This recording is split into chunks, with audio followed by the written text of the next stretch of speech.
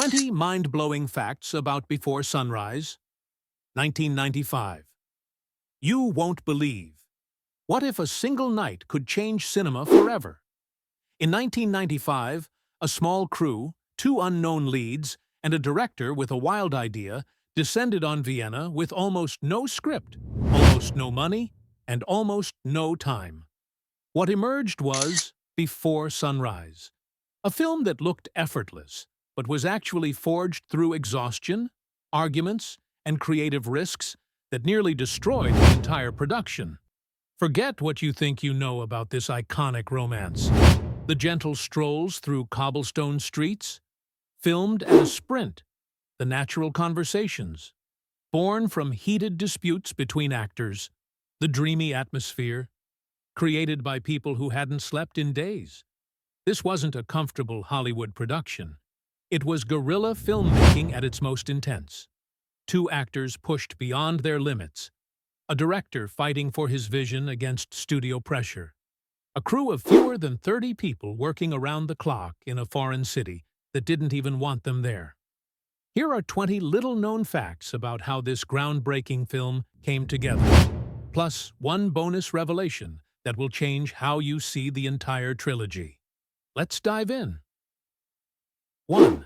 A real love story haunted the director. Richard Linklater didn't invent Before Sunrise from imagination alone. The entire concept came from his own past. Back in 1989, he met a woman named Amy Lehrhaupt in Philadelphia. They spent one magical night together, wandering the city and talking until the sun came up. Then they parted ways and never reconnected. Years later, that memory became the foundation for Jesse and Celine's journey. Linklater couldn't shake the experience. It stayed with him, haunting his thoughts, until he finally decided to transform it into a film. But there's a heartbreaking twist.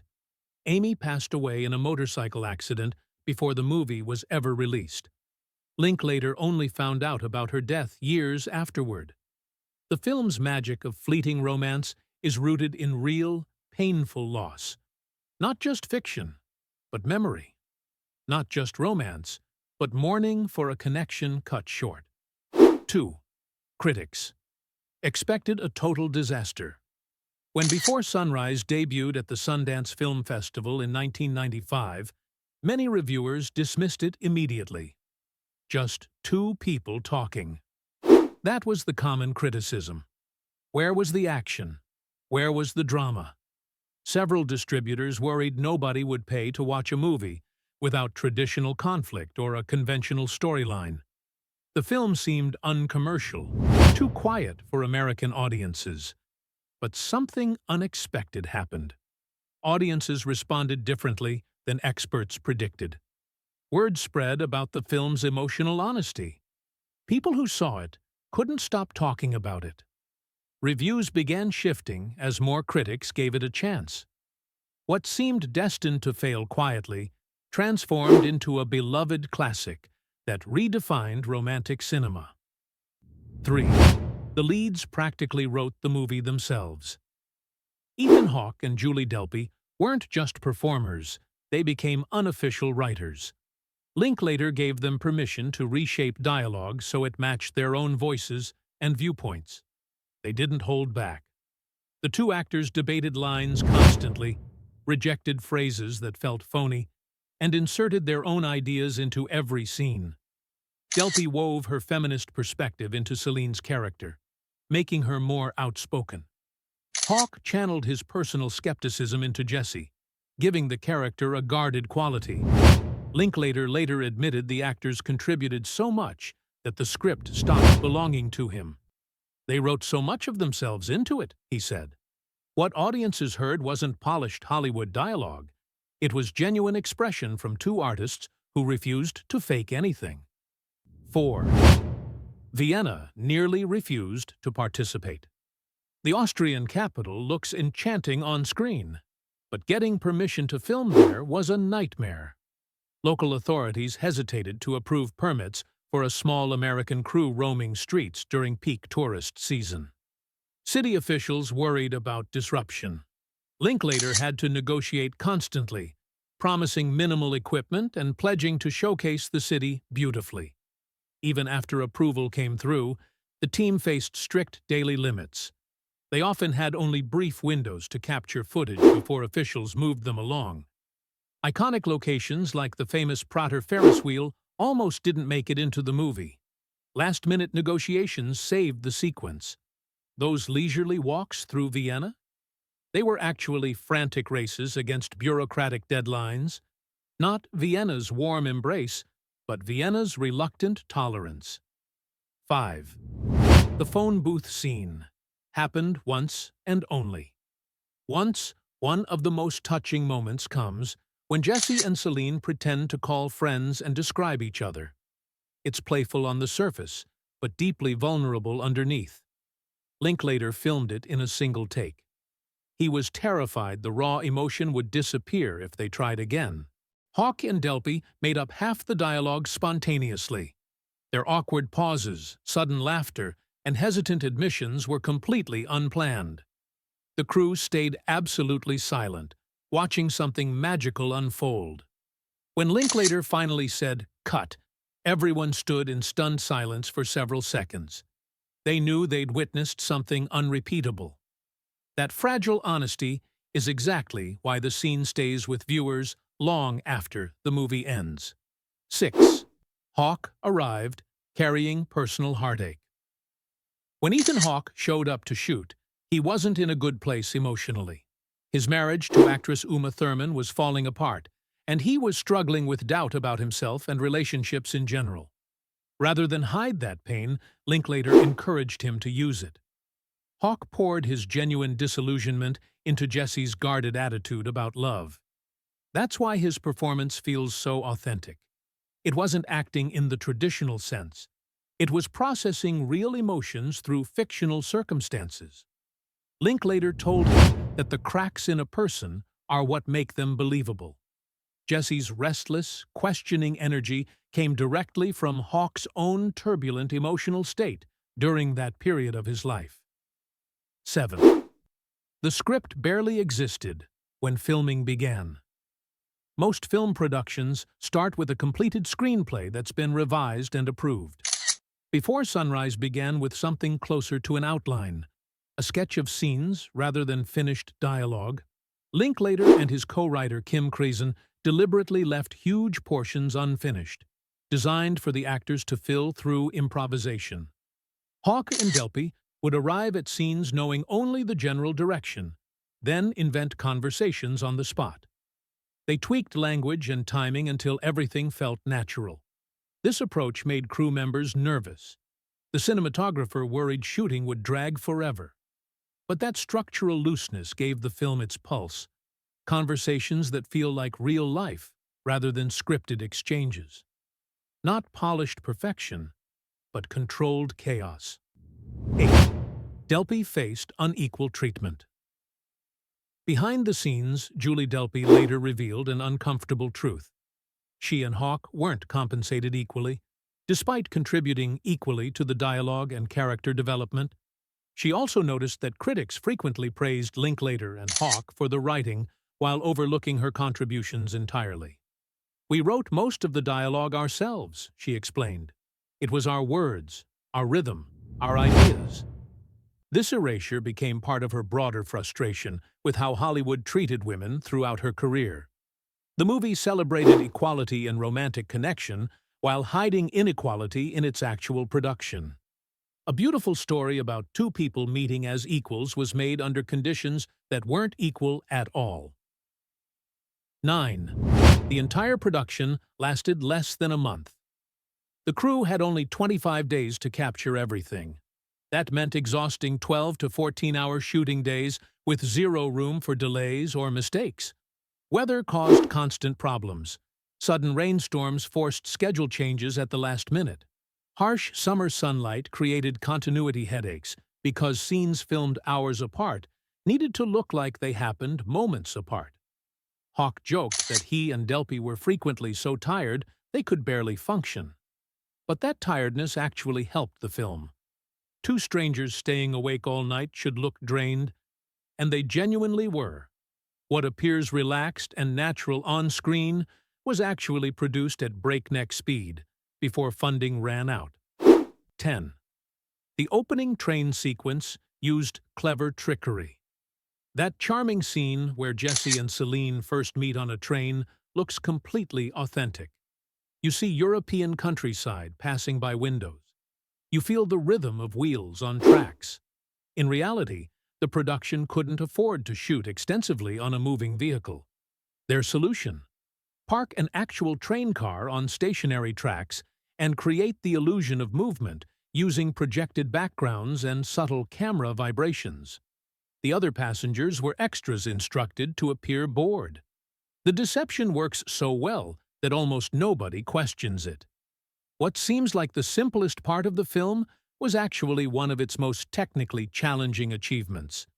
Not carefree realism, but careful sleight of hand. 11. Sound design became an obsession. Most viewers focus on the gorgeous visuals, twilight skies, glowing streets, old architecture. But Linklater cared equally about what audiences would hear. He wanted Vienna to feel like a living character, not just a pretty backdrop. The crew recorded countless layers of background noise, trams rumbling past, church bells ringing, strangers laughing in distant cafes, footsteps echoing on cobblestones. Some scenes were refilmed entirely because the ambient sounds didn't feel right. Sound designer Thomas Varga explained that the background wasn't filler, it was essential mood. Those quiet pauses in conversation aren't empty. They're filled with the city's heartbeat. 12. A heated argument almost shattered the lead chemistry. Jesse and Celine radiate tenderness on screen. Off-screen, tension sometimes flared between the actors playing them. During rehearsals, Hawke reportedly criticized one of Delpy's suggested lines as pretentious. She responded angrily, accusing him of arrogance. The argument escalated quickly. The crew watched nervously, worried the delicate chemistry was breaking apart. But Linklater stayed calm. He encouraged both actors to funnel their conflict into the characters' playful disagreements, rather than letting it poison the production. What might have destroyed the project instead sharpened the banter that defines the film. The tension wasn't eliminated. It was woven into the relationship's DNA. 13. The church scene wasn't planned at all. One of the most memorable sequences shows Jesse and Celine wandering into a dimly lit church late at night, speaking quietly about mortality and faith. It's hauntingly beautiful, and it wasn't in any script. During location scouting, Linklater discovered a church that was left unlocked late at night. On impulse, he decided to film there spontaneously. The minimal lighting created an intimate atmosphere but also caused problems. The echoing acoustics nearly ruined the audio, but Linklater insisted on keeping the footage anyway. That unforgettable moment wasn't designed. It was stumbled into by accident, like love itself. 14. Night filming nearly destroyed. Everyone. Since the story unfolds over one long evening, most scenes required nighttime shooting. That meant the entire production operated on reversed sleep schedules for weeks. Hawke admitted he frequently lost track of what day it was. Delpy consumed enormous amounts of coffee between takes to stay alert, which sometimes left her jittery and irritable. Crew members hauled heavy equipment through Vienna's streets until sunrise, grabbed brief naps, then started again. That exhaustion seeped into the performances in a good way. Jesse and Celine's dreamy fatigue looks authentic because the actors were genuinely running on empty. They didn't have to pretend to be tired. 15. Long takes. Terrified, the crew's standard Hollywood practice involves filming multiple angles of every scene. Wide shots, close-ups, safety takes. Linklater rejected all of that conventional wisdom. He demanded long, uninterrupted sequences, some lasting around 11 minutes without a single cut. This created enormous pressure. One forgotten line meant restarting from the beginning. One stumble could waste hours of work. Hawke and Delpy had to memorize massive chunks of dialogue and deliver them flawlessly while walking and staying in character. The risk paid off beautifully. Those flowing conversations feel uninterrupted because they actually were. 16. The original ending almost looked completely different. The film's ambiguous conclusion, Jesse and Celine promising to meet again in 6 months without any guarantee they will, wasn't always the plan. Early drafts showed them exchanging contact information. Some versions had them reuniting months later. Linklater pushed back against every attempt at closure. He believed uncertainty was more powerful than resolution.